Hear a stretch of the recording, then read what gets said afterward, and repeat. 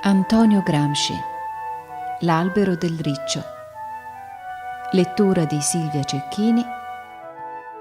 Edizione audiolibro a cura di Ben Einst, Onde Letterarie e Audiolibri.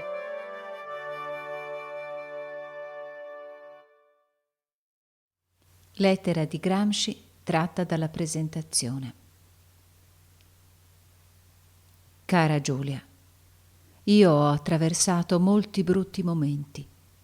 Mi sono sentito tante volte fisicamente debole, quasi stremato. Però non ho mai ceduto alla debolezza fisica e, per quanto è possibile dire in queste cose, non credo che cederò d'ora in avanti. Eppure posso aiutarmi ben poco. Quanto più mi accorgo di dover attraversare brutti momenti, di essere debole, di vedere aggravarsi le difficoltà, tanto più mi irrigidisco nella tensione di tutte le mie forze volitive. Qualche volta riepilogo questi anni passati. Penso al passato e mi pare che se 6 anni fa mi fossi prospettato di dover attraversare ciò che ho attraversato, non l'avrei creduto possibile. Avrei giudicato di dovermi spezzare ad ogni momento. Proprio 6 anni fa sono passato, indovina, da Rivisondoli, in Abruzzo, che tu qualche volta hai ricordato per esserci stata in villeggiatura d'estate. Ci sono passato, chiuso in un vagone di metallo che era stato tutta la notte sotto la neve, e io non avevo né soprabito né maglia di lana e non potevo neanche muovermi perché bisognava stare seduti per la mancanza di spazio. Tremavo tutto come per la febbre, battevo i denti e mi pareva di non essere in grado di finire il viaggio perché il cuore sarebbe gelato. Eppure sono trascorsi 6 anni da allora e sono riuscito a cacciarmi di dosso quel freddo da ghiacciaia, e se qualche volta mi tornano quei brividi, che un po' mi sono rimasti nelle ossa, mi metto a ridere, ricordando quel che allora pensavo, e mi paiono fanciullaggini.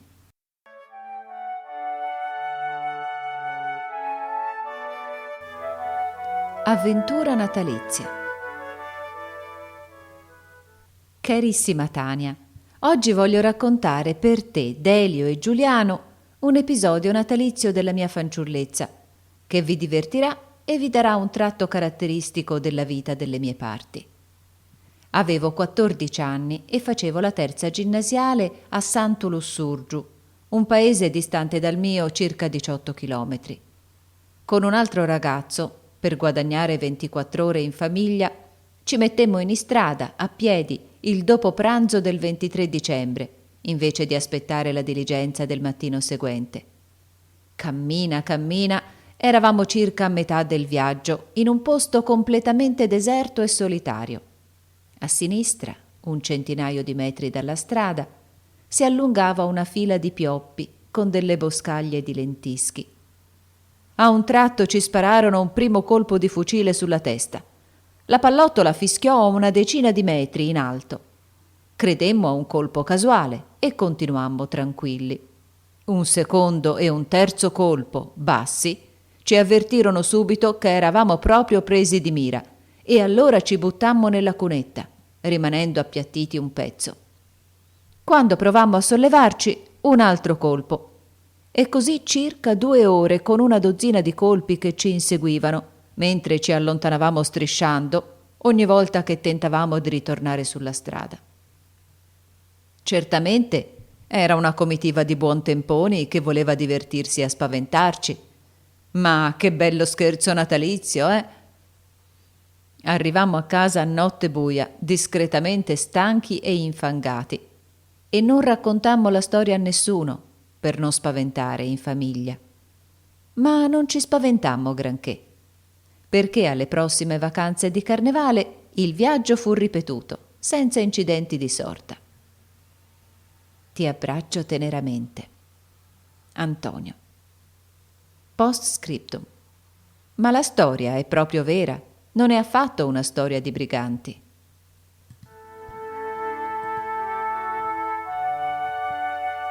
Che farò da grande? Carissima Tania, e così l'anno nuovo è incominciato. Bisognerebbe fare dei programmi di vita nuova, secondo l'usanza. Ma per quanto abbia pensato, un tale programma non sono riuscito ancora a combinarlo.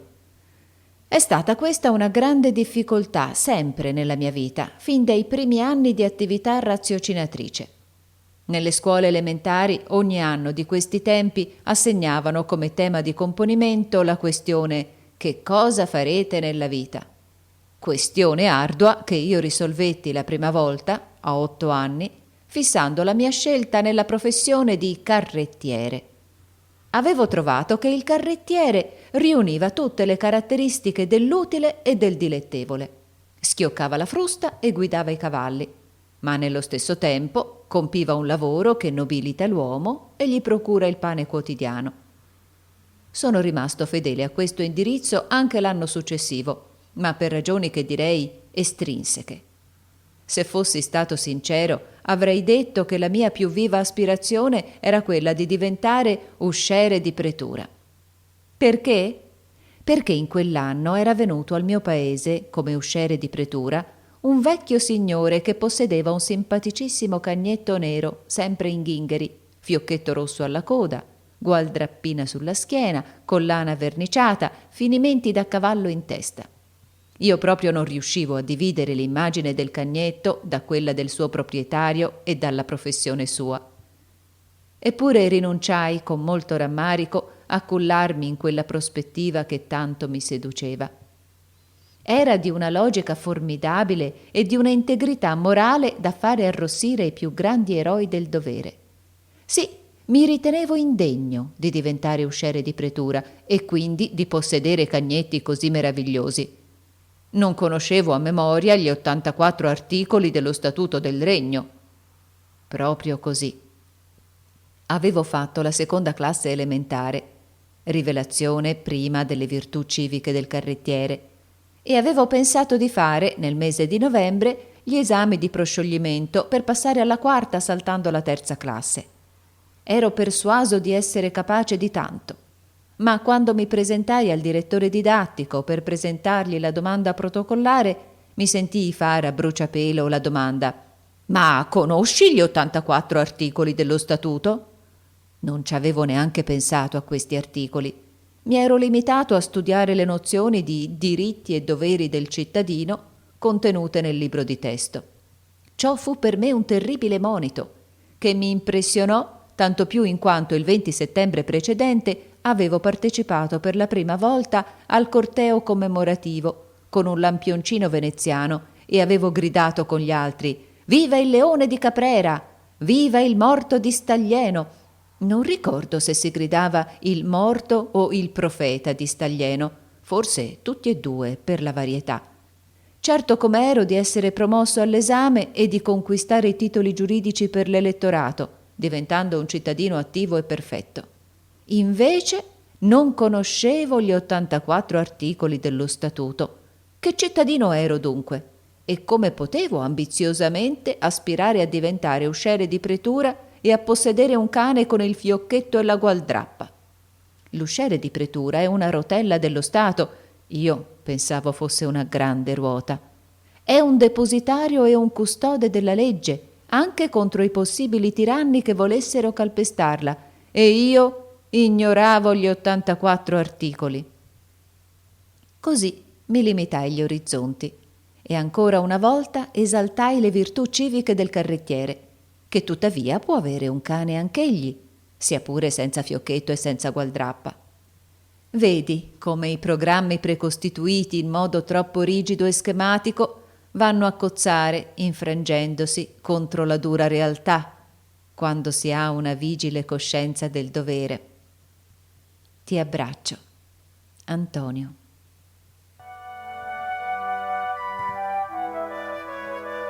I due passerotti. Carissima Tania, ti racconterò la storia dei miei passerotti. Devi dunque sapere che ho un passerotto e che ne ho avuto un altro che è morto, credo avvelenato da qualche insetto, una blatta o un millepiedi. Il primo passerotto era molto più simpatico dell'attuale, era molto fiero e di una grande vivacità. L'attuale è modestissimo, di animo servile e senza iniziativa. Il primo divenne subito padrone della cella, conquistava tutte le cime esistenti nella cella e quindi si assideva per qualche minuto ad assaporare la sublime pace. Salire sul tappo di una bottiglietta di tamarindo era il suo perpetuo assillo, e perciò una volta cadde in un recipiente pieno di rifiuti della caffettiera e fu lì per affogare. Ciò che mi piaceva di questo passero è che non voleva essere toccato. Si rivoltava ferocemente, con le ali spiegate, e beccava la mano con grande energia. Si era addomesticato, ma senza permettere troppe confidenze. Il curioso era che la sua relativa familiarità non fu graduale, ma improvvisa. Si muoveva per la cella, ma sempre nell'estremo opposto a me. Per attirarlo gli offrivo una mosca in una scatoletta di fiammiferi. Non la prendeva se non quando io ero lontano. Una volta, invece di una, nella scatoletta erano 5 o 6 mosche. Prima di mangiare danzò freneticamente intorno per qualche secondo. La danza fu ripetuta sempre per le mosche numerose. Un mattino, rientrando dal passeggio, mi trovai il passero vicinissimo. Non si staccò più, nel senso che da allora mi stava sempre vicino, guardandomi attentamente e venendo ogni tanto a beccarmi le scarpe per farsi dare qualcosa. Ma non si lasciò mai prendere in mano, senza rivoltarsi e cercare subito di scappare. È morto lentamente, cioè ha avuto un colpo improvviso di sera, mentre era accovacciato sotto il tavolino. Ha strillato proprio come un bambino, ma è morto solo il giorno dopo. Era paralizzato dal lato destro e si trascinava penosamente per mangiare e bere. Poi di colpo morì. L'attuale passero invece è di una domesticità nauseante. Vuole essere imbeccato, quantunque mangi da sé benissimo. Viene sulla scarpa e si mette nella piega dei calzoni. Se avesse le ali intere volerebbe sul ginocchio. Si vede che vuol farlo perché si allunga, freme, poi va sulla scarpa. Penso che morirà anch'esso, perché ha l'abitudine di mangiare le capocchie bruciate dei fiammiferi, oltre al fatto che il mangiare sempre pane molle deve procurare a questi uccellini dei disturbi mortali. Per adesso è abbastanza sano, ma non è vivace. Non corre, sta sempre vicino e si è già involontariamente preso alcune pedate. Questa la storia dei miei passerini. Ti abbraccio teneramente. Antonio. Il topo e la montagna. Carissima Giulia, puoi domandare a Delio, da parte mia, quale dei racconti di Pushkin ami di più. Io veramente ne conosco solo 2, Il galletto d'oro e Il pescatore. Vorrei ora raccontare a Delio una novella del mio paese che mi pare interessante. Te la riassumo e tu gliela svolgerai a lui e a Giuliano. Un bambino dorme, c'è un bricco di latte pronto per il suo risveglio. Un topo si beve il latte. Il bambino, non avendo latte, strilla e la mamma, che non serve a nulla, corre dalla capra per avere del latte. La capra gli darà il latte se avrà l'erba da mangiare. Il topo va dalla campagna per l'erba e la campagna arida vuole l'acqua. Il topo va dalla fontana. La fontana è stata rovinata dalla guerra e l'acqua si disperde. Vuole il maestro muratore. Questo vuole le pietre. Il topo va dalla montagna e avviene un sublime dialogo tra il topo e la montagna che è stata disboscata dagli speculatori e mostra dappertutto le sue ossa senza terra. Il topo racconta tutta la storia e promette che il bambino cresciuto ripianterà i pini, querce, castagni, eccetera. Così la montagna dà le pietre, eccetera, e il bimbo ha tanto latte che si lava anche col latte. Cresce, pianta gli alberi, tutto muta. Spariscono le ossa della montagna sotto il nuovo humus. La precipitazione atmosferica ridiventa regolare, perché gli alberi trattengono i vapori e impediscono ai torrenti di devastare la pianura. Insomma, il topo concepisce un vero e proprio piano di lavoro, organico e adatto a un paese rovinato dal disboscamento. Carissima Giulia, devi proprio raccontare questa novella. e poi comunicarmi l'impressione dei bimbi. Ti abbraccio teneramente. Antonio. Lo scurzone. Carissima Tania, voglio scriverti di una questione che ti farà arrabbiare e ti farà ridere. Sfogliando il piccolo Larousse mi è ritornato alla memoria un problema abbastanza curioso. Da bambino ero un infaticabile cacciatore di lucertole e serpi che davo da mangiare a un bellissimo falco che avevo addomesticato. Durante queste cacce nelle campagne del mio paese, Ghilarza, mi è capitato 3 o 4 volte di trovare un animale simile al serpe comune, biscia, solo che aveva 4 zampette, 2 vicino alla testa e 2 molto lontane dalle prime, vicino alla coda, se si può chiamare così. L'animale era lungo 60-70 centimetri, molto grosso in confronto della lunghezza. La sua grossezza corrisponde a quella di una biscia di 1,20 m o 1,50 m. Le gambette non gli sono molto utili, perché scappava strisciando molto lentamente. Al mio paese questo rettile si chiama scurzone, che vorrebbe dire scorciato, curzo vuole dire corto, e il nome si riferisce certamente al fatto che sembra una biscia scorciata. Bada che c'è anche l'orbettino, che alla poca lunghezza unisce la proporzionata sottigliezza del corpo. A Sant'Lussurgiu, dove ho fatto le ultime classi del ginnasio, domandai al professore di storia naturale, che veramente era un vecchio ingegnere del luogo, come si chiamasse in italiano lo scurzone. Egli rise e mi disse che era un animale immaginario, come l'aspide o il basilisco, e che non conosceva alcun animale come quello che io descrivevo. I ragazzi di Sant'Lussurgiu spiegarono che nel loro paese scurzone era appunto il basilisco e che l'animale da me descritto si chiamava coloru, coluber latino, mentre la biscia si chiamava colora al femminile. Ma il professore disse che erano tutte superstizioni dei contadini e che bisce con le zampe non ne esistono. Tu sai come faccia rabbia a un ragazzo sentirsi dar torto quando invece sa di aver ragione, o addirittura di essere preso in giro come superstizioso in una questione di cose reali. Penso che a questa reazione contro l'autorità messa a servizio dell'ignoranza sicura di se stessa è dovuto, se ancora mi ricordo l'episodio.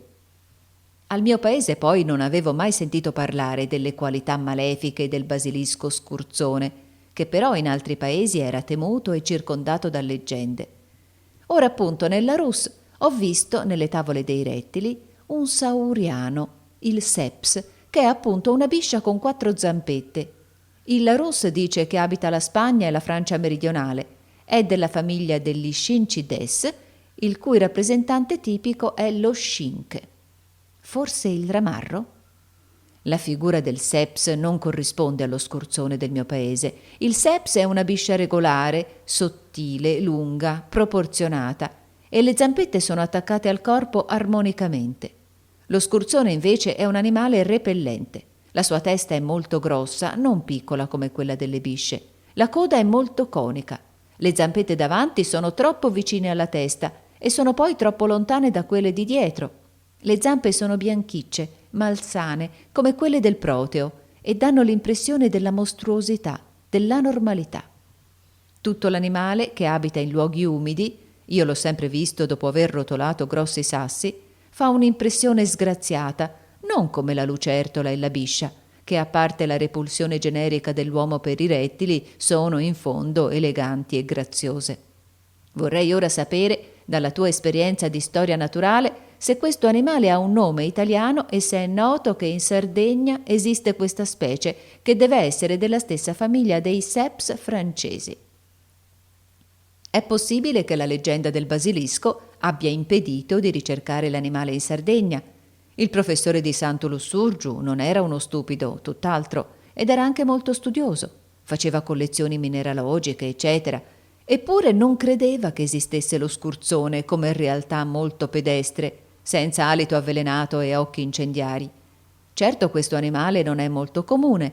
Io l'ho visto non più di una mezza dozzina di volte e sempre sotto i massi, mentre bisce ne ho viste a migliaia, senza bisogno di muovere sassi. Ti abbraccio teneramente. Antonio.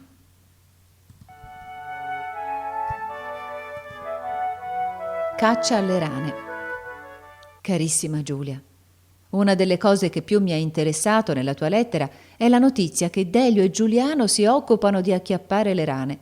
Vorrei sapere se si tratta o no di rane commestibili, ciò che darebbe alla loro attività di cacciatori un carattere pratico e utilitario da non disprezzarsi. Non so se tu vorrai prestarti, ma dovresti insegnare ai bambini a distinguere le rane commestibili dalle altre. Quelle commestibili hanno il ventre completamente bianco, mentre le altre hanno il ventre rossastro. Si possono prendere mettendo nella lenza, invece dell'amo, un pezzo di cencio rosso, che esse addentano. Bisogna avere un brocchetto e metterle dentro dopo aver tagliato loro con le forbici la testa e le zampe. Dopo averle scuoiate si possono preparare in 2 modi: per fare del brodo squisito, e in questo caso, dopo averle bollite a lungo coi soliti condimenti, si passano allo staccio, in modo che tutto passi nel brodo, eccetto le ossa. Oppure si friggono e si mangiano dorate e croccanti. In un caso e nell'altro sono un cibo molto saporito, ma specialmente molto nutriente e di facile digestione. Ti abbraccio teneramente. Antonio. L'albero del riccio. Caro Delio, mi è piaciuto il tuo angoletto vivente coi fringuelli e i pesciolini. Se i fringuelli scappano dalla gabbietta, non bisogna afferrarli per le ali o per le gambe, che sono delicate e possono rompersi o slogarsi. Occorre prenderli a pugno pieno per tutto il corpo, senza stringere. Io da ragazzo ho allevato molti uccelli e anche altri animali: falchi, barbagianni, cuculi, gazze, cornacchie, cardellini, canarini, fringuelli, allodole, eccetera, eccetera. Ho allevato una serpicina, una donnola, dei ricci, delle tartarughe. Ecco dunque come ho visto i ricci fare la raccolta delle mele. Una sera d'autunno, quando era già buio, ma splendeva luminosa la luna, sono andato con un altro ragazzo, mio amico, in un campo pieno di alberi da frutta, specialmente di meli. Ci siamo nascosti in un cespuglio, controvento. Ecco a un tratto sbucano i ricci, 5, 2 più grossi e 3 piccolini. In fila indiana si sono avviati verso i meli, hanno girellato tra l'erba e poi si sono messi al lavoro. Aiutandosi coi musetti e con le gambette, facevano ruzzolare le mele che il vento aveva staccato dagli alberi e le raccoglievano insieme in uno spiazzetto, ben bene vicine una all'altra. Ma le mele giacenti per terra si vede che non bastavano. Il riccio più grande, col muso per aria, si guardò attorno, scelse un albero molto curvo e si arrampicò, seguito da sua moglie. Si posarono su un ramo carico e incominciarono a dondolarsi ritmicamente. I loro movimenti si comunicarono al ramo, che oscillò sempre più spesso, con scosse brusche, e molte altre mele caddero per terra. Radunate anche queste vicino alle altre, tutti i ricci, grandi e piccoli, si arrotolarono con gli aculei irti e si sdraiarono sui frutti, che rimanevano infilzati. C'era chi aveva poche mele infilzate, i riccetti, ma il padre e la madre erano riusciti a infilzare 7 o 8 mele per ciascuno. Mentre stavano ritornando alla loro tana, noi uscimmo dal nascondiglio, prendemmo i ricci in un sacchetto e ce li portammo a casa. Io ebbi il padre e 2 riccetti e li tenni molti mesi, liberi, nel cortile. Essi davano la caccia a tutti gli animaletti, blatte, maggiolini, eccetera, e mangiavano frutta e foglie di insalata. Le foglie fresche piacevano loro molto e così li potei addomesticare un poco. Non si appallottolavano più quando vedevano la gente. Avevano però molta paura dei cani. Io mi divertivo a portare nel cortile delle bisce vive per vedere come i ricci le cacciavano. Appena il riccio si accorgeva della biscia, saltava lesto lesto sulle 4 gambette e caricava con molto coraggio. La biscia sollevava la testa, con la lingua fuori, e fischiava. Il riccio dava un leggero squittio, teneva la biscia con le gambette davanti, le mordeva la nuca e poi se la mangiava pezzo a pezzo. Questi ricci un giorno sparirono. Certo qualcuno se li era presi per mangiarli. Ti scriverò un'altra volta sul ballo delle lepri, dell'uccello tessitore e dell'orso, e su altri animali ti voglio raccontare altre cose che ho visto e sentito dal ragazzo. la storia del polledrino, della volpe e del cavallo che aveva la coda solo nei giorni di festa, eccetera, eccetera. Mi pare che tu conosca la storia di Kim, le novelle della giungla, e specialmente quella della foca bianca e di Rikki Tikki Tawi. Ti bacio. Antonio.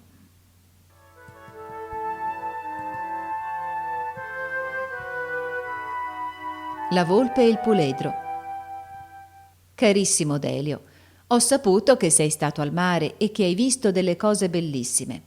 Vorrei che tu mi scrivessi per descrivermi queste bellezze. E poi, hai conosciuto qualche nuovo essere vivente? Vicino al mare c'è tutto un brulichio di esseri, granchiolini, meduse, stelle marine, eccetera. Molto tempo fa ti avevo promesso di scriverti alcune storie sugli animali che ho conosciuto io da bambino, ma poi non ho potuto. Adesso proverò a raccontartene qualcuna. Per esempio la storia della volpe e del polledrino. Pare che la volpe sappia quando deve nascere un polledrino e sta in agguato. E la cavallina sa che la volpe è in agguato. Perciò, appena il polledrino nasce, la madre si mette a correre in circolo intorno al piccolo, che non può muoversi e scappare se qualche animale selvatico lo assale. Eppure si vedono qualche volta, per le strade della Sardegna, dei cavalli senza la coda e senza orecchie. Perché? Perché appena nati la volpe, in un modo o nell'altro, è riuscita ad avvicinarsi e ha mangiato loro la coda o le orecchie, ancora molle molle. Quando io ero bambino, uno di questi cavalli serviva a un vecchio venditore di olio, di candele e di petrolio che andava di villaggio in villaggio a vendere la sua merce.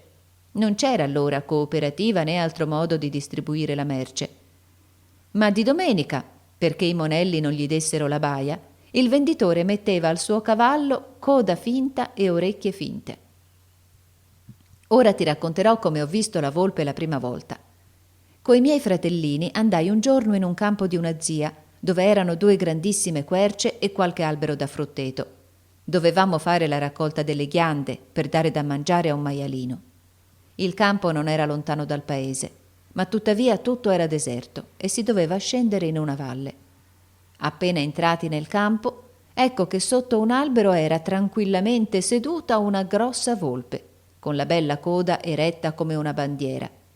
Non si spaventò per nulla. Ci mostrò i denti, ma sembrava che ridesse, non che minacciasse. Noi bambini eravamo in collera che la volpe non avesse paura di noi. Proprio non aveva paura. Le tirammo dei sassi, ma essa si scostava appena e poi ricominciava a guardarci, beffarda e sorniona. Ci mettevamo dei bastoni alla spalla e facevamo tutti insieme boom, come fosse una fucilata. Ma la volpe ci mostrava i denti senza scomodarsi troppo. D'un tratto si sentì una fucilata sul serio, sparata da qualcuno nei dintorni. Solo allora la volpe dette un balzo e scappò rapidamente. Mi pare di vederla ancora, tutta gialla, correre come un lampo su un muretto, sempre con la coda eretta, e sparire in un macchione. Carissimo Delio, raccontami ora dei tuoi viaggi e delle novità che hai visto. Ti bacio. Antonio.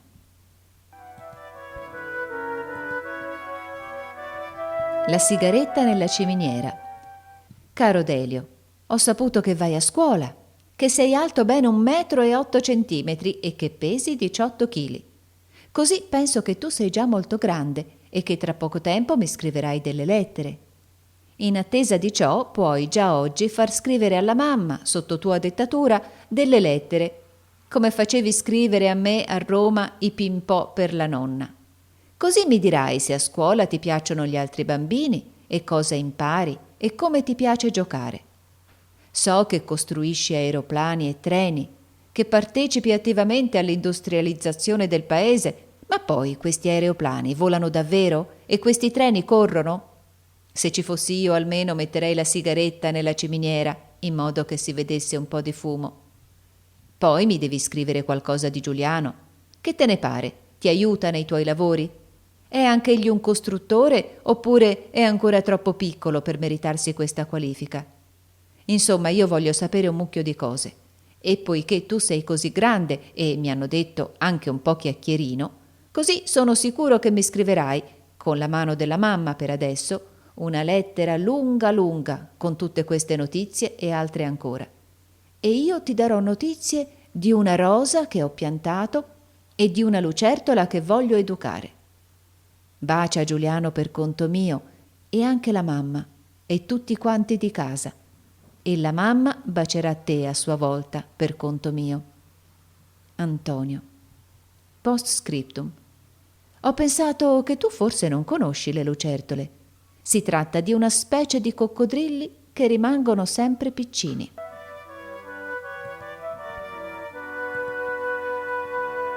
Vi piace Pinocchio?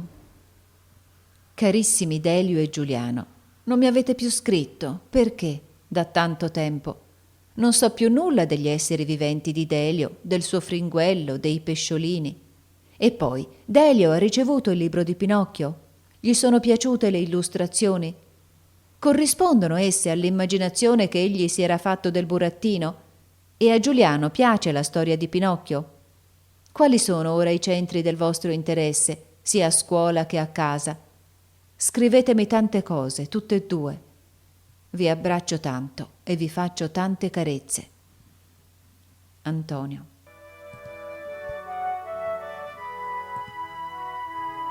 Incontro col mare. Caro Giuliano, hai visto il mare per la prima volta. Scrivimi qualche tua impressione. Hai bevuto molta acqua salata facendo i bagni? Hai imparato a nuotare? Hai preso dei pesciolini vivi e dei granchi? Io ho visto dei ragazzetti che prendevano dei pesciolini nel mare con un mattone bucato, ad aria. Ne avevano riempito il secchiello. Ti abbraccio. Antonio. Leoni e storie.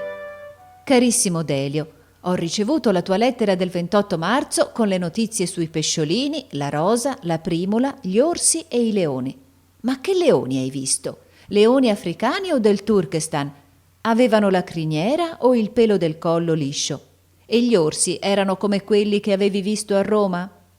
Non mi hai scritto se hai ricevuto il libro di Pinocchio e se le avventure dell'illustre burattino sono piaciute a Giuliano. Hai poi letto la storia della foca bianca, della mangusta Rikki Tikki Tawi e del bambino Mowgli allevato dai lupi. Nel 1922 alla Libreria di Stato ne preparavano una bellissima edizione con disegni originali che ebbi occasione di vedere mentre gli operai litografi li trasportavano sulla pietra. Domanda alla mamma e a Tania se questa edizione si può ancora trovare, altrimenti ti manderò il libro in italiano o in francese. Ti bacio con Giuliano. Antonio. Il gioco della dama. Caro Delio, ho ricevuto la tua lettera e ho avuto notizie della tua attività di scolaro. Ti sono piaciute le novelle di Mowgli? La mia vita trascorre un po' monotona, ma in modo abbastanza soddisfacente per la salute. Mi dispiace molto di non poter essere vicino ai miei cari ragazzi e di non poterli aiutare nel loro lavoro per la scuola e per la vita. Ho letto nei giornali il risultato del campionato degli scacchi, ma io non so giocare. Ho imparato un poco solo il gioco della dama. Ti bacio. Antonio. Un cagnolino dal latte. Caro Giuliano, ho ricevuto la fotografia e il biglietto, ma le due cose non vanno d'accordo. Nella lettera ti lamenti quasi piagnucoli come un bimbetto di 5 anni, mentre sei un ragazzo grande e forte e dovresti affrontare gli avvenimenti con coraggio e con tranquillità. Tu stesso mi hai scritto una volta che la scuola che frequenti serve per non perdere un anno di studio. E ti par poco? Poi bisogna vedere se i rimproveri che ti fanno non sono meritati. In ogni caso, se bisogna fare una cosa, bisogna farla senza lamentarsi, senza guaire come i cagnolini dal latte, in modo da trarne tutto il profitto. A me non piace che un ragazzo come te si lamenti, mentre nella fotografia pare che tu sia risoluto, tranquillo, nella volontà di raggiungere il tuo scopo. Così mi piaci molto e ti faccio tanti auguri. Ti abbraccio. Antonio.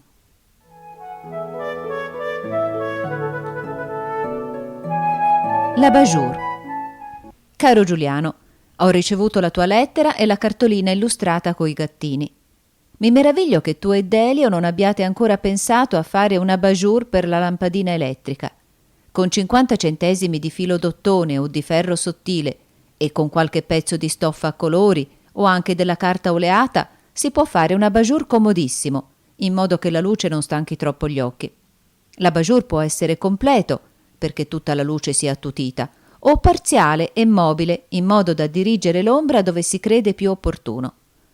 Ho ricevuto alcune tue fotografie e vorrei sapere che esercizi sai fare sulla spalliera svedese, così almeno si chiama in italiano, dove sei arrampicato insieme coi tuoi amici. Ti bacia il tuo babbo, Antonio. Studiare è difficile. Carissimo Giuliano, ti faccio tanti auguri per l'andamento del tuo anno scolastico. Sarei molto contento se tu mi spiegassi in che consistono le difficoltà che trovi nello studiare. Mi pare che se tu stesso riconosci di avere delle difficoltà, queste non devono essere molto grandi e potrai superarle con lo studio. Questo non è sufficiente per te? Forse sei un po' disordinato, ti distrai, la memoria non funziona e tu non sai farla funzionare? Dormi bene? Quando giochi pensi a ciò che hai studiato o quando studi pensi al gioco? Ormai sei un ragazzo formato e puoi rispondere alle mie domande con esattezza. Alla tua età io ero molto disordinato. Andavo molte ore a scorazzare nei campi, però studiavo anche molto bene perché avevo una memoria molto forte e pronta e non mi sfuggiva nulla di ciò che era necessario per la scuola. Per dirti tutta la verità, debbo aggiungere che ero furbo e sapevo cavarmela anche nelle difficoltà, pur avendo studiato poco. Ma il sistema di scuola che io ho seguito era molto arretrato. Inoltre la quasi totalità dei condiscepoli non sapeva parlare l'italiano che molto male e stentatamente, e ciò mi metteva in condizioni di superiorità, perché il maestro doveva tener conto della media degli allievi, e il saper parlare l'italiano era già una circostanza che facilitava molte cose. La scuola era in un paese rurale e la grande maggioranza degli allievi era di origine contadina. Carissimo, sono certo che mi scriverai senza interruzione e mi terrai al corrente della tua vita. Ti abbraccio, Antonio. Il regalo del babbo. Caro Giuliano, così ti sei liberato dal collettivo e vai al campo. Tornerai a scuola. Perché scrivere proprio all'ultimo momento in attesa della macchina? Ti abbraccio tanto per la tua festa e ti mando un orologino, sperando che ti faccia riflettere al tempo e quindi scrivere non all'ultimo momento. Ti bacio. Antonio.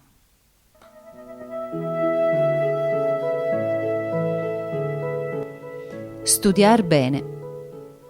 Caro Giuliano, come va il tuo cervellino? La tua lettera mi è piaciuta molto. Il tuo modo di scrivere è più fermo di prima, ciò che mostra che tu stai diventando una persona grande. Mi domandi ciò che mi interessa di più. Devo rispondere che non esiste niente che mi interessa di più, cioè che molte cose mi interessano molto nello stesso tempo. Per esempio, per ciò che ti riguarda, mi interessa che tu studi bene e con profitto, ma anche che tu sia forte e robusto e moralmente pieno di coraggio e di risolutezza. Ecco quindi che mi interessa che tu riposi bene, mangi con appetito, eccetera. Tutto è collegato e intessuto strettamente. Se un elemento del tutto viene a mancare o fa difetto, l'intero si spappola. Perciò mi è dispiaciuto che tu abbia scritto di non poter rispondere alla questione se vai con risolutezza verso la tua meta, che in questo caso significa studiar bene, esser forte, eccetera. Perché non puoi rispondere se dipende da te il disciplinarti, il resistere agli impulsi negativi, eccetera? Ti scrivo seriamente perché ormai vedo che non sei più un ragazzino e anche perché tu stesso una volta mi hai scritto che vuoi essere trattato con serietà. A me pare che tu abbia molte forze latenti nel cervello. La tua stessa espressione che non puoi rispondere alla domanda significa che rifletti e sei responsabile di ciò che fai e scrivi. E poi si vede anche dalla fotografia che ho ricevuto che c'è molta energia in te. Evviva Giuliano! Ti voglio molto bene. Antonio.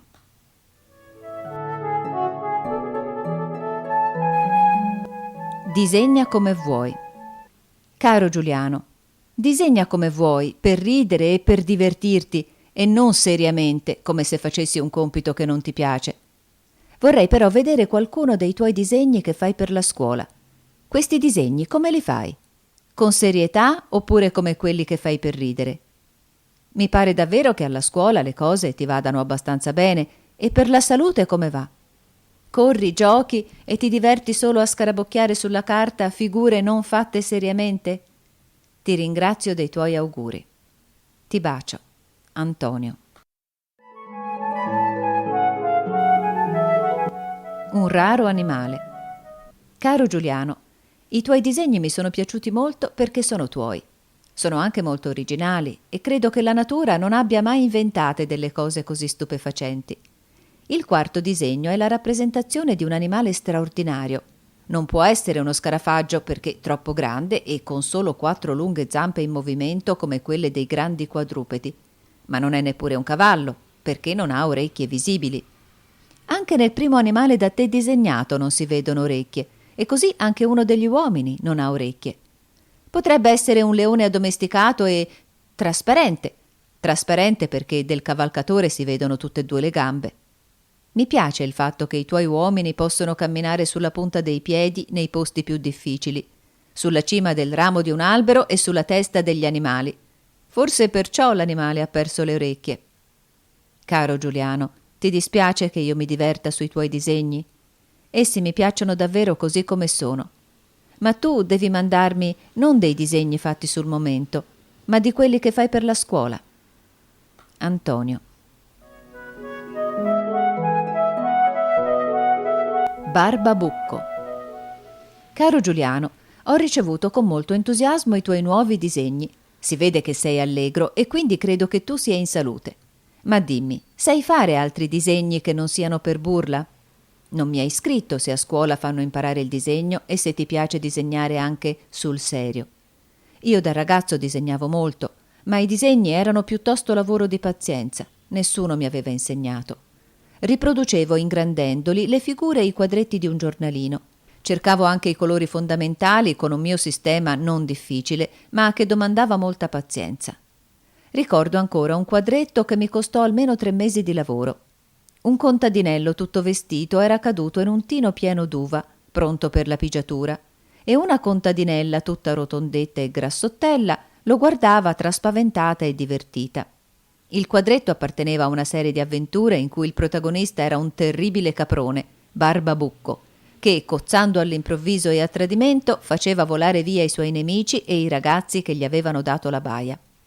Le conclusioni erano sempre allegre, come nel mio quadretto. Come mi divertivo a ingrandire il disegnino. Misure col doppio decimetro e col compasso, prove, riprove con la matita, eccetera.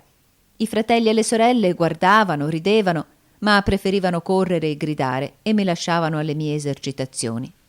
Caro Giuliano, ti bacio. Antonio.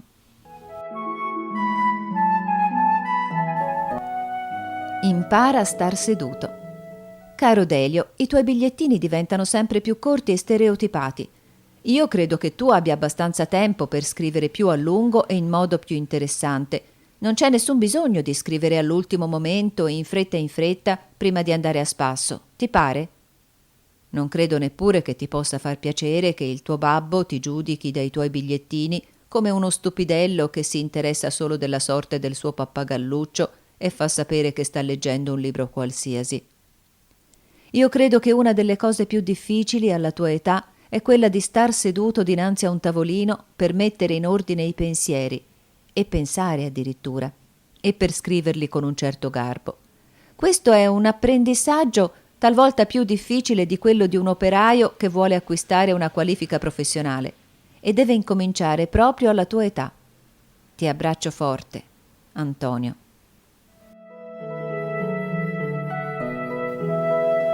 Mantenere le promesse. Caro Giuliano, ho ricevuto tue notizie dalle lettere della mamma e di nonna. Ma perché tu non scrivi qualche parola? Io sono molto contento quando ricevo una tua lettera. E chissà quante cose tu potresti scrivermi sulla scuola, sui tuoi compagni, sui tuoi insegnanti, sugli alberi che vedi, sui tuoi giochi, eccetera. E poi tu avevi promesso di scrivermi qualche cosa ogni giorno di vacanza. Bisogna sempre mantenere le promesse. anche se costa qualche sacrificio, e immagino che per te non deve essere un grande sacrificio scrivere qualche cosa. Caro, ti abbraccio. Antonio.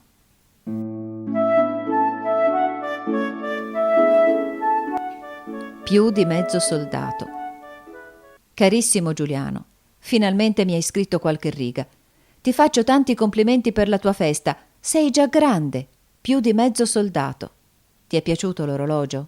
Mi scriverai come ti ritrovi a scuola? Ti abbraccio. Antonio.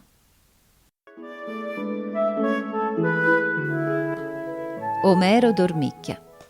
Caro Giuliano, hai letto solo mezza novella di Wells e già vorresti giudicare tutta l'opera di questo scrittore che ha scritto decine e decine di romanzi, raccolte di novelle, saggi storici, eccetera?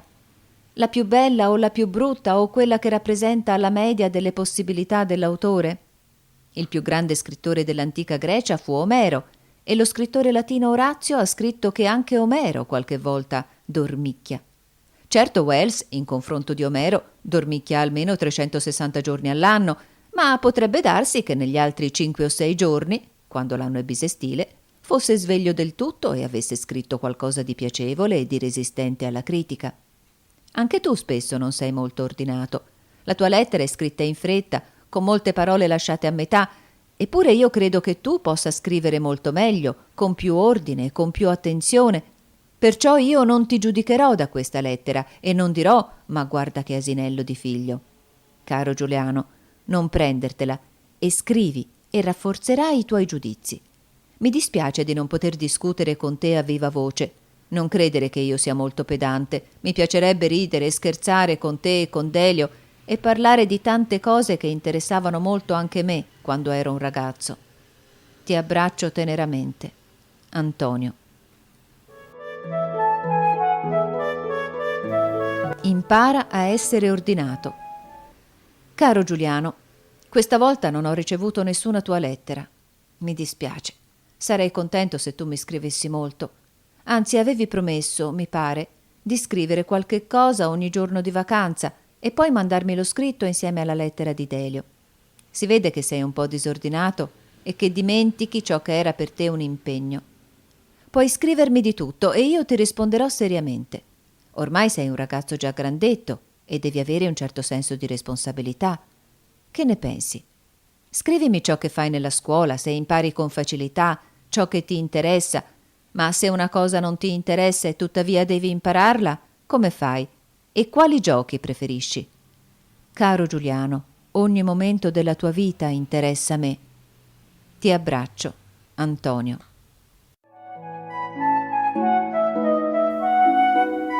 Ogni cosa è seria. Carissimo Giuliano, tu vuoi che ti scriva di cose serie. Molto bene. Ma cosa sono le cose serie che vuoi leggere nelle mie lettere? Tu sei un ragazzo e per un ragazzo anche le cose per i ragazzi sono molto serie, perché sono in rapporto con la sua età, con le sue esperienze, con le capacità che le esperienze e la riflessione su di esse gli hanno procurato. Del resto prometti di scrivermi qualche cosa ogni 5 giorni. Sono molto contento se lo farai, dimostrandomi di aver così molta forza di volontà. Io ti risponderò sempre, se potrò, e molto seriamente. Caro, io ti conosco solo per le tue lettere e per le notizie che mi mandano di te i grandi. So che sei un bravo ragazzo, ma perché non mi hai scritto nulla del tuo viaggio al mare? Credi che non sia una cosa seria? Tutto ciò che ti riguarda è per me molto serio e mi interessa molto, anche i tuoi giochi. Ti abbraccio. Antonio.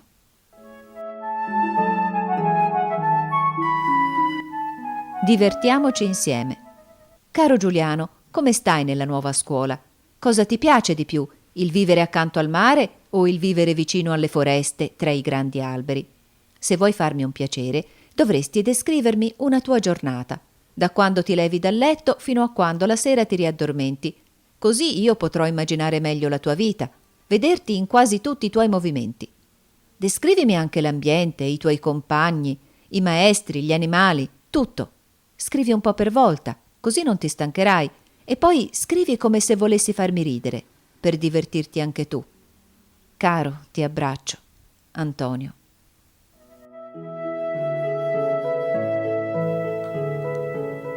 Sei un giovinetto.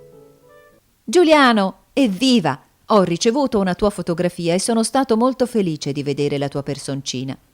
Però devi essere molto cresciuto dall'altra fotografia che mi è stata spedita tempo fa. Cresciuto e cambiato. Sei proprio un giovinetto ormai. Perché non mi scrivi più? Aspetto una tua lettera lunga. Ti abbraccio. Antonio.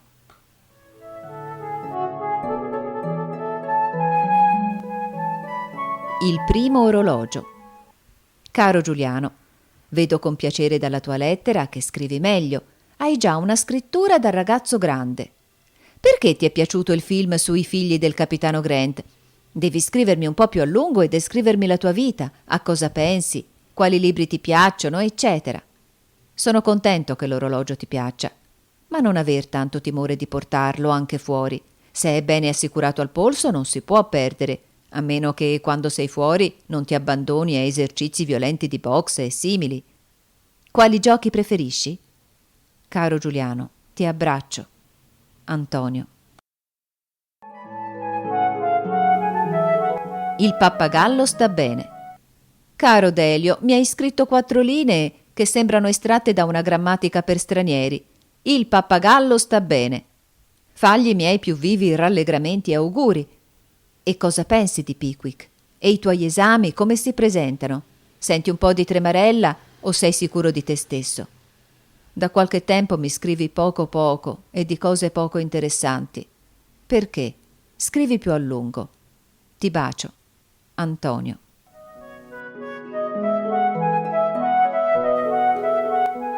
La scimmia pensatrice. Caro Delio, vedo che ti interessi molto alle scimmie. La fotografia che mi mandi è ben riuscita. Deve trattarsi di una scimmia pensatrice. Penserà alle carrube che può mangiare e alle altre cose che le passerà come pasto alla direzione dello zoo. E il pappagallo? Ho parlato dell'insalatina, ma mi riferivo ai passeri. Cosa mangia il tuo uccello? Vegetali teneri come l'insalata oppure frutta secca e legumi come le fave, le noci, i ceci, le mandorle? Quando ero ragazzo abbiamo avuto in casa una cocorita che veniva dall'Abissinia. Tutto il giorno rosicchiava fave e ceci. Le mandorle e le noci ce le mangiavamo noi. Ed era molto antipatica perché non sapeva far altro e non era bella per nulla. Aveva un testone grosso come tutto il corpo e il suo colore era un grigio tendente al giallo. Spero che il tuo uccelletto sia molto più bello e simpatico. Scrivimi qualche cosa sulle tue letture. Ti faccio tanti complimenti per gli studi e per il distintivo che hai avuto. Ti abbraccio caramente. Antonio.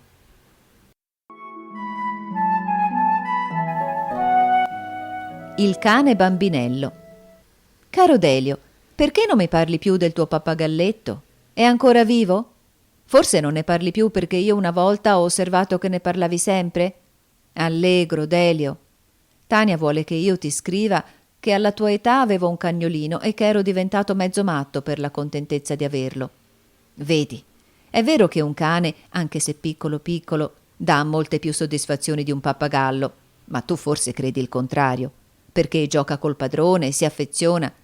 Il mio si vede che era rimasto un cane bambinello, perché per mostrarmi il suo entusiasmo si metteva sulla schiena e si faceva la pipì addosso. Quante insaponature! Era proprio piccolo, tanto che non riuscì per molto tempo a salire i gradini delle scale. Aveva il pelo nero e lungo e sembrava un barbone in miniatura.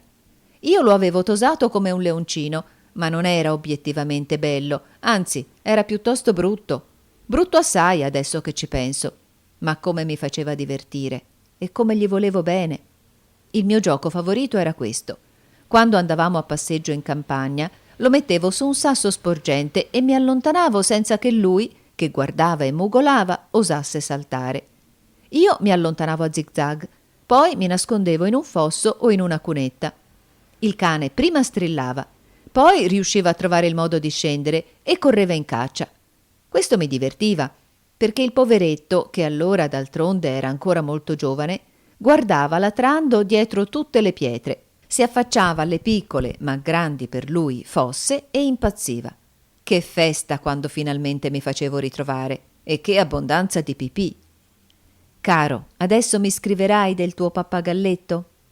Ti abbraccio. Antonio.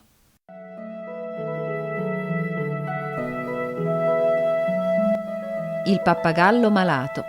Caro Delio, avevo ricevuto la penna del pappagalletto e i fiorellini, che mi sono piaciuti, ma non riesco a immaginare come sia l'uccelletto e perché si strappi delle penne così grosse.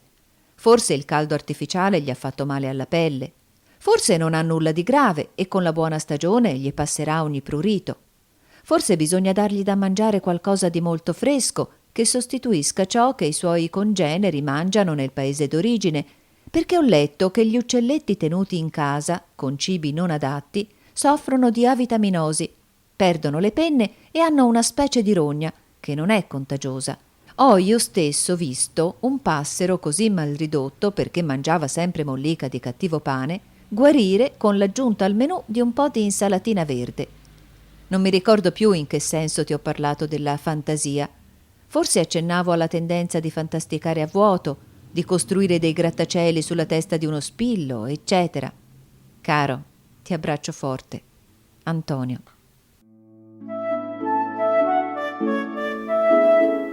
Le penne ricrescono. Caro Delio, questa volta non ho ricevuto nessun tuo biglietto. Dalla fotografia di Giuliano ho potuto vedere un angolo della tua stanza con la gabbia del pappagallo.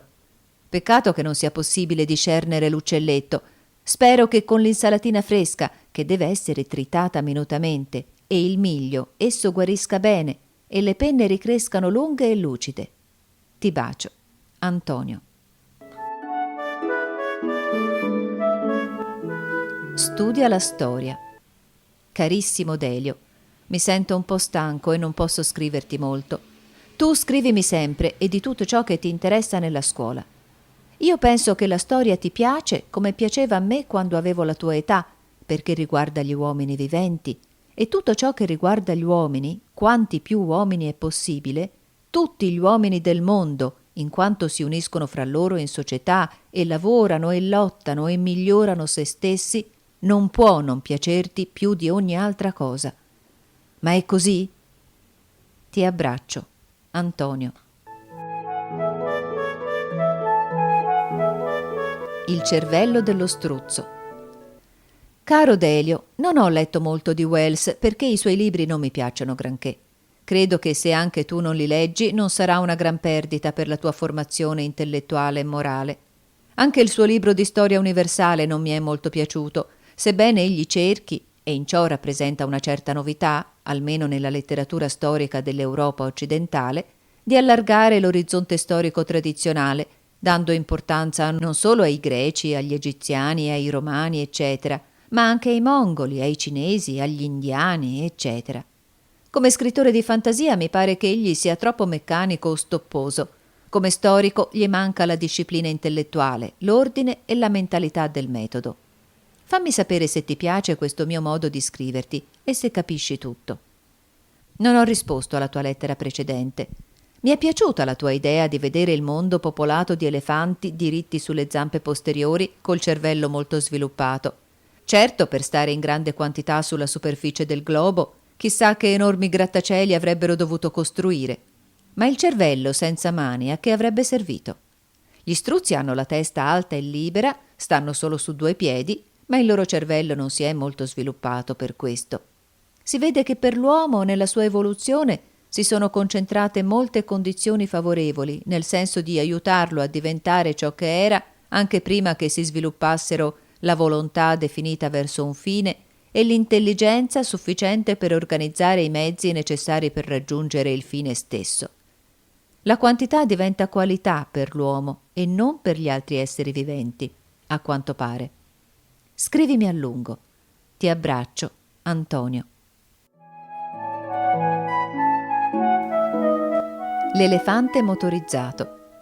Carissimo Delio, io non so se l'elefante può o poteva evolversi fino a diventare sulla terra un essere capace, come l'uomo, di dominare le forze della natura e di servirsene per i suoi propri fini, in astratto. Concretamente, l'elefante non ha avuto lo stesso sviluppo dell'uomo e certo non l'avrà più, perché l'uomo si serve dell'elefante, mentre l'elefante non può servirsi dell'uomo, neanche per mangiarselo. Ciò che pensi delle possibilità dell'elefante, di adattare cioè le sue zampe per il lavoro pratico, non corrisponde alla realtà. Infatti l'elefante ha come elemento tecnico la proboscide e dal punto di vista elefantesco se ne serve a meraviglia per strappare alberi, per difendersi in certe circostanze, eccetera. Tu mi avevi scritto che ti piaceva la storia e così siamo giunti alla proboscide dell'elefante. Io credo che per studiare la storia non bisogna troppo fantasticare su ciò che sarebbe successo se l'elefante si fosse drizzato sulle gambe posteriori per dare maggior sviluppo al cervello, e se l'elefante fosse nato con le ruote, sarebbe stato un tramvai naturale, e se avesse avuto le ali, immagina un'invasione di elefanti come quella delle cavallette. È già molto difficile studiare la storia realmente svoltasi, perché di una gran parte di essa si è perduto ogni documento. Come si può perdere il tempo a stabilire ipotesi che non hanno fondamento? E poi nelle tue ipotesi c'è troppo antropomorfismo. Perché l'elefante doveva evolversi come l'uomo? Chissà se qualche saggio vecchio elefante o qualche giovinetto ghiribizzoso elefantino, dal suo punto di vista, non fa delle ipotesi sul perché l'uomo non è diventato un proboscidato. Aspetto una tua lunga lettera su questo argomento. Qui non ha fatto molto freddo. Ci sono sempre dei fiori sbocciati. Non ho con me nessun uccelletto, ma vedo sempre nel cortile 2 coppie di merli e i gatti che si appiattano per prenderli. Ma i merli non pare se ne preoccupino e sono sempre allegri ed eleganti nelle loro mosse. Ti abbraccio, Antonio. Un calcio ben dato. Caro Delio, questa volta non mi parli degli elefanti come portatori di un'eventuale civiltà. Gli elefanti ce li hai di sapone e in questo senso possono portare la civiltà, o un aspetto di essa, nella sala da bagno. Poveri elefanti. È vero che mi parli di tante cose e io dovrei iniziare con te una serie di polemiche. Benissimo, ma quali cose ti interessano di più? Una volta mi hai scritto che ti interessava la storia, ma poi non sei stato capace di continuare la questione e hai scantonato sugli elefanti. Adesso mi pare che ti interessi alle scimmie come progenitori degli uomini, ma anche in questo senso mi par di poter dire che a te piace più la fantasticheria che la storia e che sarebbe più opportuno studiare la storia reale, quella che si può scrivere sulla base di documenti ben precisi e concreti. Il fantasticare su delle ipotesi scientifiche era proprio degli uomini di 50 anni fa, che vivevano in condizioni molto difficili di lotta ideologica. Oggi molte questioni sono cadute nel nulla perché la vita ha superato e protagonista e antagonista e ha creato il costruttore. Purtroppo è difficile liberarsi delle cose morte, ma tu dacci un calcio nel mezzo e studia solo le cose concrete. Ti abbraccio, Antonio.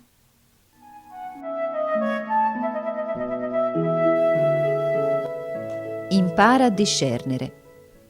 Carissimo Delio, puoi scrivere su Pushkin quando vuoi, anzi è meglio che ci pensi bene, in modo da darmi una prova conclusiva delle tue capacità a pensare, a ragionare e a criticare, cioè a discernere il vero dal falso, il certo dal possibile e dal verosimile. Non devi però diventare nervoso, io conosco la tua età, la tua preparazione e quindi saprò giudicare obiettivamente, anche se ti voglio bene molto molto e quindi essere obiettivo sia piuttosto difficile. I libri su Pushkin e Gorky sarà difficile trovarli, ma poi cosa ne faresti? Ormai sono invecchiati, mentre ora c'è tutta una letteratura fresca sui 2 scrittori, letteratura criticamente elaborata su scoperte fatte negli archivi aperti a una più giovane e valorosa filologia. Sono tanto felice che tu stia bene e che non ti stanchi nello studiare. Caro, ti abbraccio e ti incarico di abbracciare tanto la mamma da parte mia. Antonio. I 5 minuti del babbo. Caro Delio, aspetto che tu risponda alla questione su Pushkin, senza fretta. Tu devi ferrarti bene e fare del tuo meglio. Come va la scuola per te e per Giuliano? Adesso che avete le annotazioni ogni mese, sarà più facile il controllo sull'andamento dei corsi. Ti ringrazio di aver abbracciato forte forte la mamma per parte mia. Penso che devi farlo ogni giorno, ogni mattino. Io penso sempre a voi. Così immaginerò ogni mattino. Ecco, i miei figli e Giulia pensano a me in questo momento. Tu sei il fratello maggiore, ma devi dirlo anche a Giuliano, Così ogni giorno avrete i 5 minuti del babbo. Cosa ne pensi? Ti bacio, Antonio.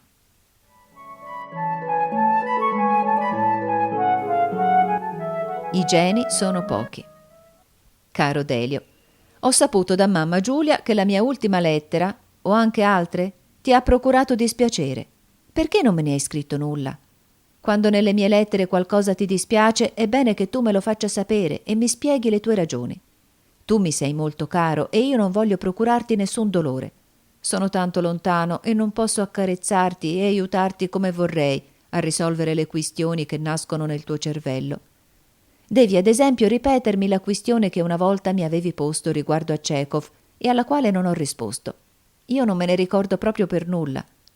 Se tu sostenevi che Chekhov è uno scrittore sociale, avevi ragione, ma una ragione che non deve inorgoglirti, perché già Aristotele aveva detto che tutti gli uomini sono animali sociali.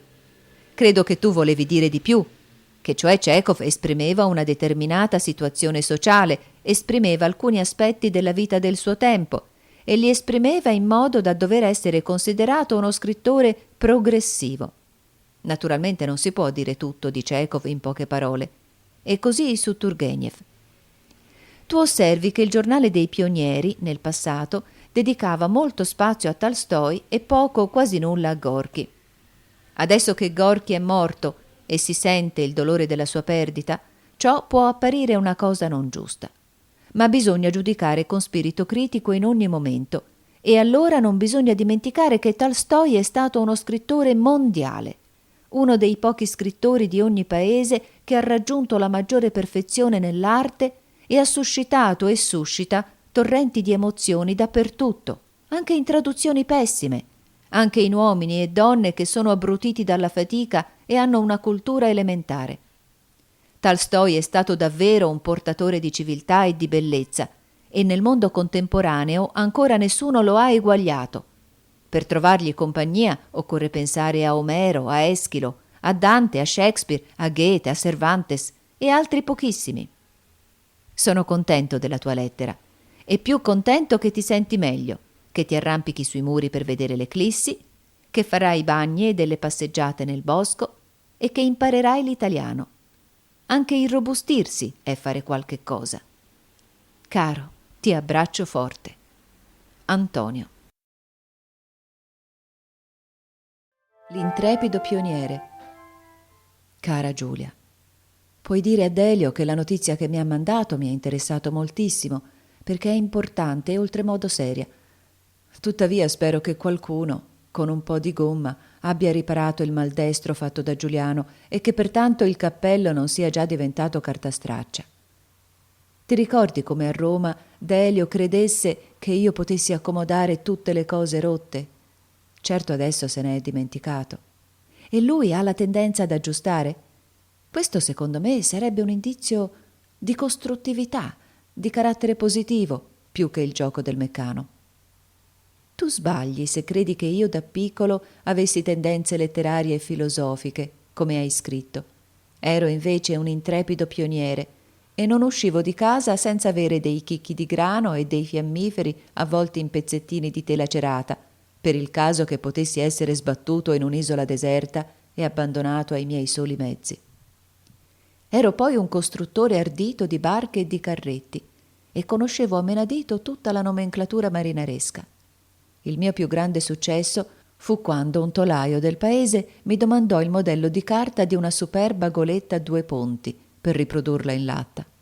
Ero anzi ossessionato da queste cose, perché a 7 anni avevo letto Robinson e l'Isola misteriosa.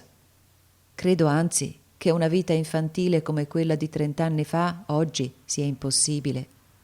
Oggi i bambini, quando nascono, hanno già 80 anni, come il Lao Tse cinese.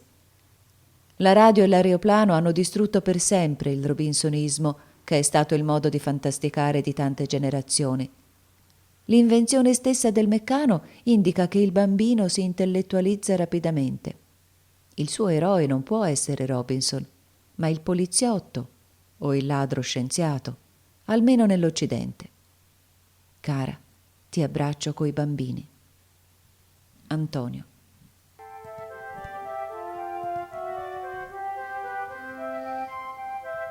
I tre giganti.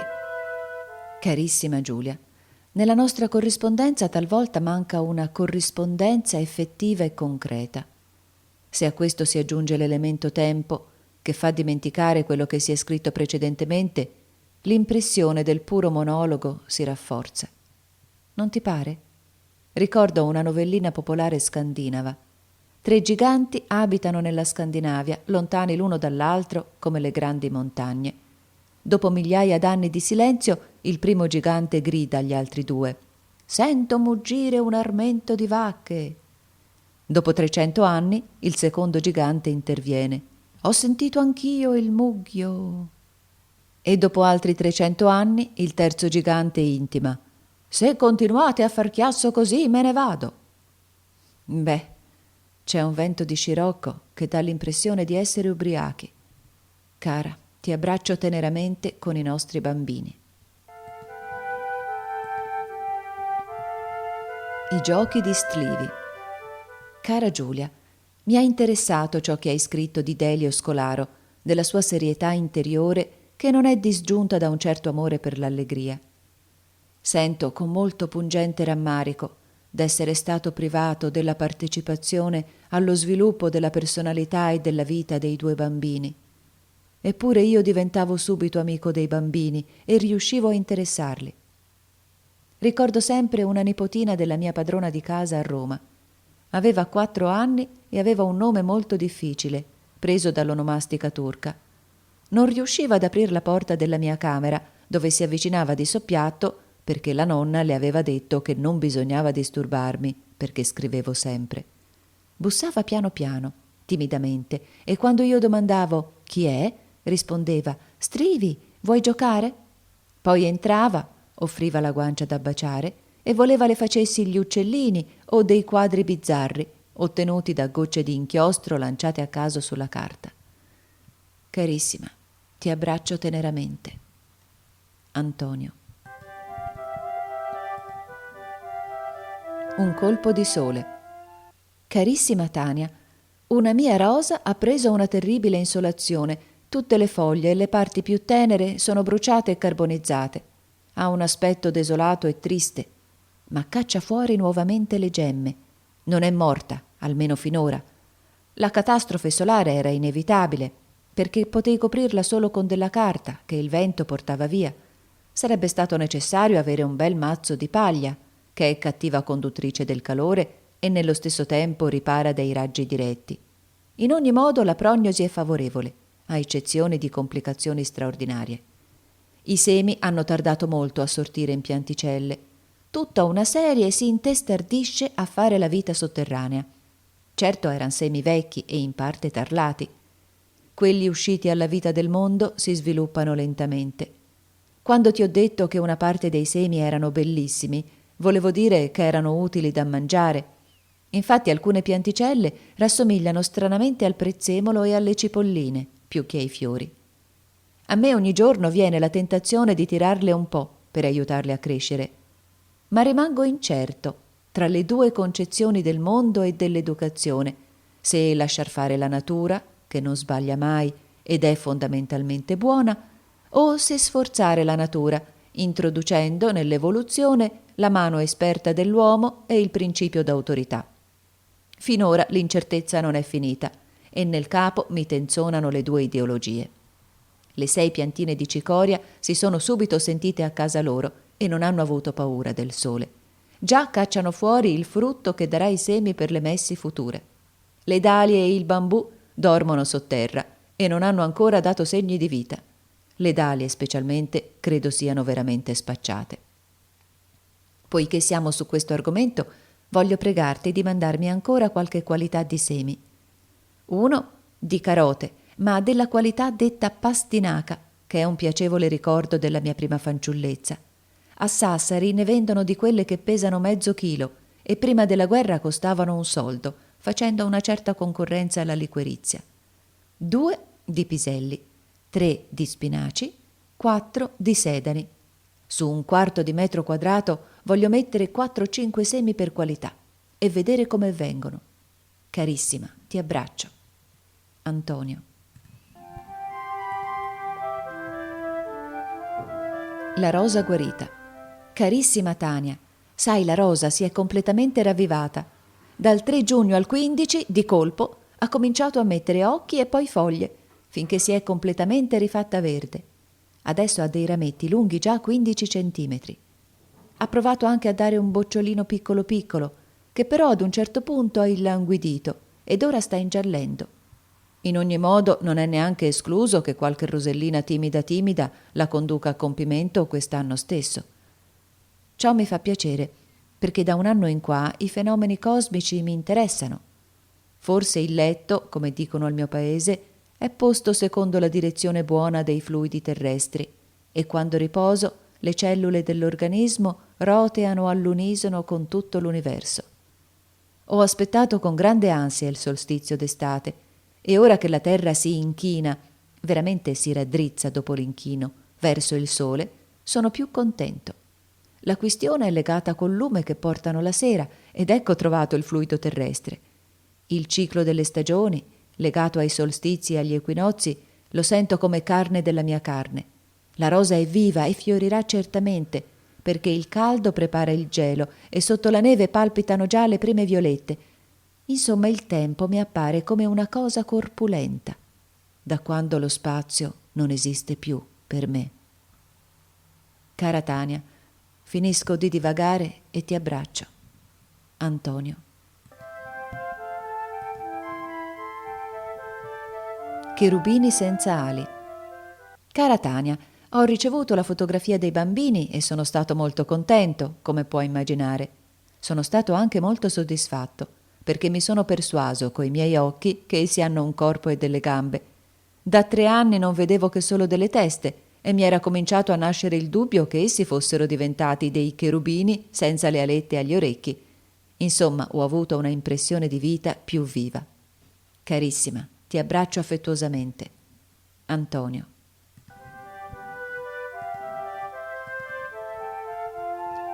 La mia giornata. Carissima Tania, da qualche giorno ho cambiato di cella e di raggio. Il carcere è diviso in raggi. Prima ero al primo raggio, 13ª cella. Adesso sono al secondo raggio, 22ª cella. La mia vita trascorre su per giù come prima. Te la voglio descrivere un po' minutamente. Così ogni giorno potrai immaginare ciò che faccio. La cella è ampia come una stanza da studente. A occhio la calcolo 3 metri per 4,5 e 3,5 d'altezza. La finestra dà sul cortile dove si prende l'aria. Non è una finestra regolare, naturalmente. È una cosiddetta bocca di lupo, con le sbarre all'interno. Si può vedere solamente una fetta di cielo. Non si può guardare nel cortile o lateralmente. La disposizione di questa cella è peggiore della precedente, che era esposta a sud-sud-ovest. Il sole si vedeva verso le 10 e alle 2 occupava il centro della cella con una striscia di almeno 60 centimetri. Nell'attuale cella, che deve essere esposta a sud-sud-ovest, il sole si vede verso le 2 e sta in cella fin tardi, ma con una striscia di 25 centimetri. In questa stagione, più calda, forse così andrà meglio. Inoltre l'attuale cella è posta sull'officina meccanica del carcere e si sente il rombo delle macchine, ma mi abituerò. La cella è molto semplice e molto complessa insieme. Ho una branda a muro con 2 materassi, uno di lana. La biancheria viene cambiata ogni 15 giorni circa. Ho un tavolino e una specie di comodino armadio, uno specchio, un catino e una brocca di ferro smaltato. Possiedo molti oggetti in alluminio acquistati alla Rinascente, che ha organizzato un reparto nel carcere. Possiedo alcuni libri miei. Ogni settimana ricevo in lettura 8 libri della biblioteca del carcere, doppio abbonamento. Al mattino mi levo alle 6:30, alle 7 suonano la sveglia. Caffè, toilette, pulizia della cella. Prendo mezzo litro di latte e ci mangio un panino. Alle 8 circa si va all'aria, che dura 2 ore. Passeggio. Studio la grammatica tedesca, leggo la Signorina contadina di Pushkin e imparo a memoria una ventina di righe del testo. Compro un giornale industriale e commerciale e leggo qualche notizia economica. Il martedì compro il Corriere dei Piccoli, che mi diverte. Il mercoledì la Domenica del Corriere. Il venerdì il Guerrin Meschino, cosiddetto umoristico. Dopo l'aria, caffè. E ricevo 3 giornali. Il pranzo arriva in ore disparate dalle 12 alle 3. Riscaldo la minestra, in brodo o asciutta. Mangio un pezzettino di carne, se è di vitello, perché non riesco ancora a mangiare la carne di manzo. Un panetto, un pezzetto di formaggio, la frutta non mi piace, e un quarto di vino. Leggo un libro, passeggio, rifletto su tante cose. Alle 4, 4 e mezzo ricevo altri 2 giornali. Alle 7 ceno, la cena arriva alle 6. Minestra, 2 uova crude, un quarto di vino. Il formaggio non riesco a mangiarlo.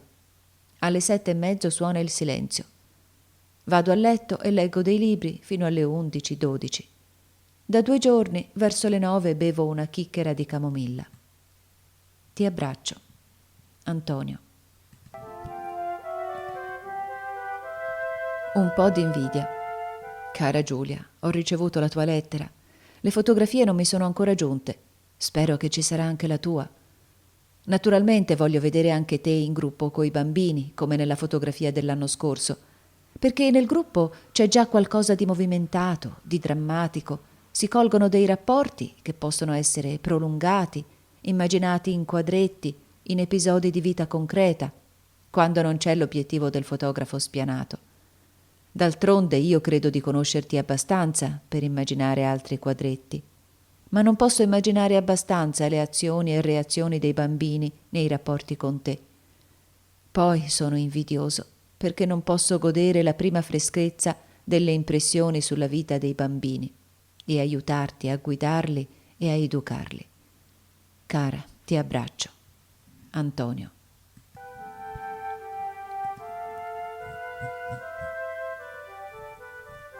Il Babirussa. Carissima Tania, una cosa che mi ha fatto molto ridere nell'ultima tua cartolina è la tua affermazione di sapere che io ci tengo a che mi si facciano gli auguri per il mio onomastico. Non so chi ti abbia rivelato questo segreto che tenevo accuratamente nascosto. Tanto nascosto e tanto segreto che dall'età di 6 anni non sapevo neppure più di custodire. Solo fino ai 6 anni ho ricevuto dei regali per il mio onomastico. Però un altro segreto io ti voglio rivelare. Non sono mai riuscito a soddisfare, e forse ahimè non lo soddisferò mai, il desiderio di mangiare una frittura mista di rognoni e di cervello di babirussa e di rinoceronte. Cara Tania, in ogni modo ti ringrazio degli auguri, con la semplice avvertenza che il Sant'Antonio che mi protegge non è quello di giugno, ma quello di gennaio, accompagnato dalla specie europea del babirussa. Purtroppo il babirussa abita solo nelle isole della Sonda e quindi è molto difficile da procurare, specialmente sotto forma di cervello e rognoni freschi. Carissima Tania, ti abbraccio teneramente. Antonio. 9 lire al mese. Cara Tania, mi dirigo da me da molto tempo e mi dirigevo da me già da bambino. Ho incominciato a lavorare da quando avevo 11 anni, guadagnando ben 9 lire al mese, ciò che del resto significava 1 chilo di pane al giorno, per 10 ore di lavoro, compresa la mattina della domenica, e me la passavo a smuovere registri che pesavano più di me e molte notti piangevo di nascosto, perché mi doleva tutto il corpo. Ho conosciuto quasi sempre solo l'aspetto più brutale della vita e me la sono sempre cavata, bene o male. Neanche mia madre conosce tutta la mia vita e le traversie che ho passato. Cara Tania, ti abbraccio affettuosamente. Antonio. Senza la coda. Carissima Tania, io non sono mai stato un giornalista che vende la sua penna a chi gliela paga meglio e deve continuamente mentire, perché la menzogna entra nella sua qualifica professionale. Sono stato giornalista liberissimo, sempre di una sola opinione, e non ho mai dovuto nascondere le mie convinzioni per fare piacere a dei padroni. È strano che tu vorresti da me una spiegazione del fatto che alcuni gruppi cosacchi credevano che gli ebrei avessero la coda. Si tratta di una barzelletta raccontatami da un ebreo, commissario politico di una divisione d'assalto di cosacchi di Orenburg durante la guerra russo-polacca del 1920. Questi cosacchi non avevano ebrei nel loro territorio e li concepivano, secondo la propaganda clericale, come esseri mostruosi che avevano ammazzato Dio. Essi non volevano credere che il commissario politico fosse ebreo. «Tu sei dei nostri», gli dicevano, non sei un ebreo. Sei pieno di cicatrici delle ferite toccate dalle lance polacche. Combatti insieme con noi. Gli ebrei sono un'altra cosa. La questione delle razze non mi interessa. Così è senza valore il tuo accenno all'importanza dei sepolcri per ciò che riguarda la civiltà. Ciò è vero solo per i tempi antichi, per i quali i sepolcri sono i soli monumenti non distrutti dal tempo, e perché dentro i sepolcri, accanto al defunto, venivano messi gli oggetti della sua vita quotidiana. In ogni caso, questi sepolcri ci danno un aspetto molto limitato dei tempi in cui furono costruiti. Io non ho nessuna razza. Mio padre è di origine albanese. Mia madre è sarda per il padre e per la madre, e la Sardegna fu unita al Piemonte solo nel 1847, dopo essere stata un feudo personale e un patrimonio dei principi piemontesi che la ebbero in cambio della Sicilia, che era troppo lontana e meno difendibile. Tuttavia la mia cultura è italiana fondamentalmente, e questo è il mio mondo. Non mi sono mai accorto di essere dilaniato tra due mondi. D'altronde nessuno in Liguria si spaventa se un marinaio si porta al paese una moglie negra. Non vanno a toccarla col dito insalivato per vedere se il nero va via, né credono che le lenzuola rimarranno tinte di nero. Ti abbraccio teneramente. Antonio. Vasellina all'elefante. Carissima Giulia, ho ricevuto le tue 2 lettere. Sono più tranquillo da quando ho ripreso a scriverti. Tania mi ha raccontato, molto divertita, che Delio ha pensato di ungere con la vasellina un elefante di cui aveva sentito probabilmente la pelle ruvida sotto le dita. A me pare non molto strano che un ragazzo pensi di ungere un elefante con la vasellina, sebbene non credo che dal ragazzo potessero venirmi idee simili. Mi ha anche riferito che Giuliano vuol sapere tutto ciò che si riferisce a me.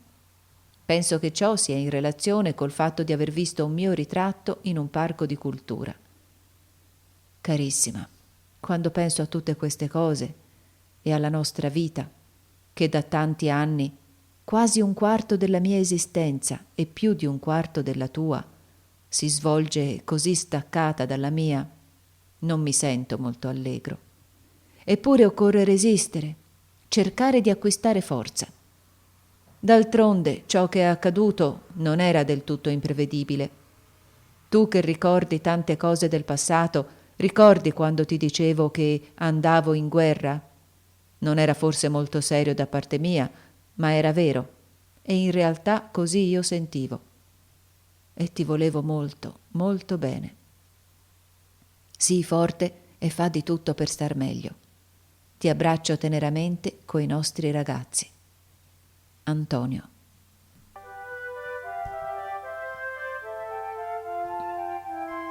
Come in guerra. Carissima Teresina, il peggiore guaio della mia attuale vita è la noia. Almeno i primi 3 mesi dopo l'arresto furono molto movimentati, sballottato da un estremo all'altro della penisola, sia pure con molte sofferenze fisiche, non avevo tempo di annoiarmi. Sempre nuovi spettacoli da osservare, nuovi tipi di eccezione da catalogare. Davvero mi pareva di vivere in una novella fantastica. Ma ormai da più di 1 anno sono fermo a Milano in ozio forzato. Mi preoccupa molto lo stato d'animo della mamma. D'altronde non so come fare per rassicurarla e consolarla. Vorrei infonderle la convinzione che io sono tranquillissimo, come realmente sono, ma vedo che non mi riesce. Per lei il mio incarceramento è una terribile disgrazia alquanto misteriosa nelle sue concatenazioni di cause ed effetti. Per me è un episodio della lotta politica che si combatteva e si continuerà a combattere non solo in Italia, ma in tutto il mondo per chissà quanto tempo ancora. Io sono rimasto preso, così come durante la guerra si poteva cadere prigionieri, sapendo che questo poteva avvenire e che poteva avvenire anche di peggio. Ma temo che anche tu la pensi come la mamma. Saluti affettuosi a tutti. Vi abbraccio. Antonio. Il pennino gratta. Carissima Tania, hai rimandato la fotografia di Delio a mia madre come avevi promesso? Farai molto bene. La poveretta ha molto sofferto per il mio arresto e credo che soffra tanto più in quanto nei nostri paesi è difficile comprendere che si può andare in prigione senza essere né un ladro, né un imbroglione, né un assassino. Essa vive in condizioni di spavento permanente fin dallo scoppio della guerra. 3 miei fratelli erano al fronte e aveva ed ha una frase sua: «I miei figli li macelleranno», frase che in sardo è terribilmente più espressiva che in italiano. Faghere a pezza. Pezza è la carne che si mette in vendita, mentre per l'uomo si adopera il termine carre. Non so proprio come consolarla. Carissima Tania, non riesco a scriverti. Mi hanno ancora dato un pennino che gratta la carta e mi obbliga a un vero acrobatismo digitale. Attendo tue lettere. Ti abbraccio. Antonio. Quinto Natale.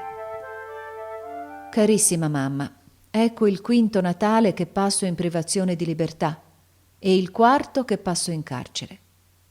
Veramente la condizione di coatto in cui passai il Natale del 26 ad Ustica era ancora una specie di paradiso della libertà personale in confronto alla condizione di carcerato. Ma non credere che la mia serenità sia venuta meno. Sono invecchiato di 4 anni, non rido più di gusto come una volta, ma credo di essere diventato più saggio e di aver arricchito la mia esperienza degli uomini e delle cose. Del resto non ho perduto il gusto della vita. Tutto mi interessa ancora e sono sicuro che se anche non posso sgranocchiare fave arrostite, tuttavia non proverei dispiacere a vedere e sentir gli altri a sgranocchiare. Dunque non sono diventato vecchio, ti pare? Si diventa vecchi quando si comincia a temere la morte e quando si prova dispiacere a vedere gli altri fare ciò che noi non possiamo più fare. In questo senso sono sicuro che neanche tu sei diventata vecchia, nonostante la tua età. Sono sicuro che sei decisa a vivere a lungo per poterci rivedere tutti insieme e per poter conoscere tutti i tuoi nipotini. Finché si vuol vivere, finché si sente il gusto della vita e si vuole raggiungere ancora qualche scopo, si resiste a tutte le malattie. Devi persuaderti, però, che occorre anche risparmiare un po' le proprie forze e non intestarsi a fare dei grandi sforzi come quando si era di primo pelo.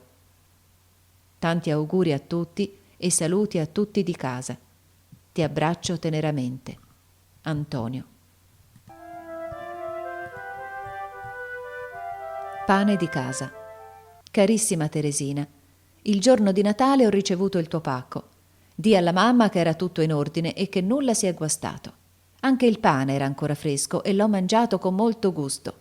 Si sentiva il sapore del grano turco sardo, molto buono. Credo che non ne mangiavo da 15 o 16 anni. Le notizie sulle condizioni di salute della mamma mi hanno dato molto dispiacere. Sono sicuro che avrete molta pazienza con lei.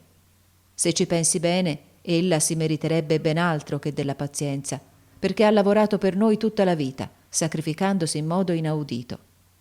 Se fosse stata un'altra donna, chissà che fine disastrosa avremmo fatto tutti, fin da bambini. Forse nessuno di noi oggi sarebbe vivo. Ti pare?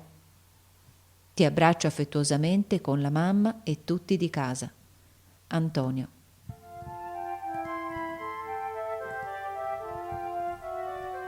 Pesci contro zanzare. Carissima mamma, ho ricevuto la tua lettera e sono stato molto contento nel sapere che ti sei rinforzata e che andrai almeno per un giorno alla festa di San Serafino. Come mi piaceva da ragazzo la valle di Tirso sotto San Serafino. Stavo ore e ore seduto su una roccia ad ammirare quella specie di lago che il fiume formava proprio sotto la chiesa, per il piccolo sbarramento costruito più a valle. A vedere le gallinelle che uscivano dai canneti tutto intorno a nuotare verso il centro e i salti dei pesci che cacciavano le zanzare. Forse adesso è tutto cambiato. Se hanno incominciato a costruire la chiusa progettata per raccogliere le acque del Flumineddu. Mi ricordo ancora come una volta vidi un grosso serpe entrare nell'acqua e uscirne poco dopo con una grossa anguilla in bocca, e come ammazzai il serpe e gli portai via l'anguilla, che poi dovetti buttare via perché non sapevo come fare a portarla. Si era irrigidita come un bastone e mi faceva puzzare le mani. Abbracci a tutti, specialmente ai bambini e a te, cara mamma, il più teneramente possibile. Antonio.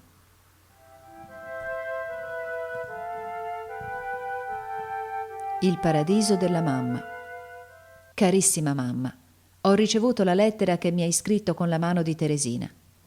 Mi pare che devi spesso scrivermi così. Io ho sentito nella lettera tutto il tuo spirito e il tuo modo di ragionare. Era proprio una tua lettera e non una lettera di Teresina. Sai cosa mi è tornato alla memoria?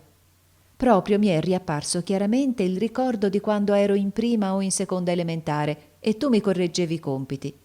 Ricordo perfettamente che non riuscivo mai a ricordare che uccello si scrive con 2 C e questo errore tu me lo hai corretto almeno 10 volte.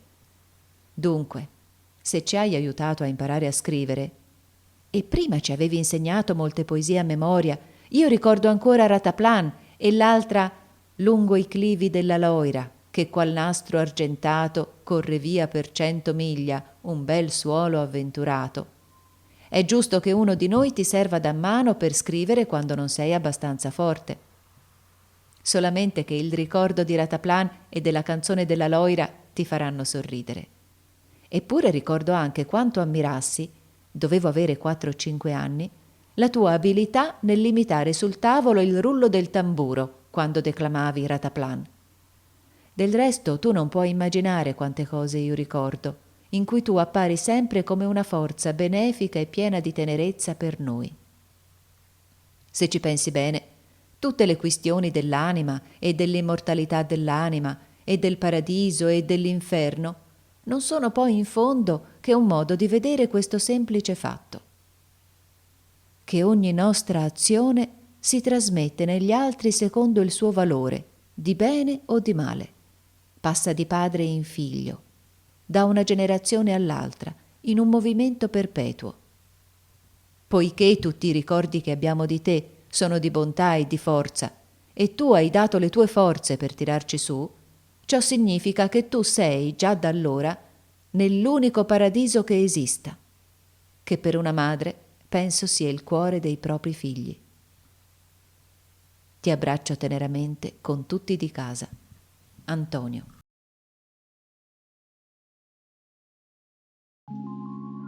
Grazie per l'ascolto. Se la lettura ti è piaciuta, lascia un mi piace, un tuo commento e iscriviti al canale. Attiva la campanella per rimanere aggiornato sui prossimi contenuti. A presto e buona continuazione.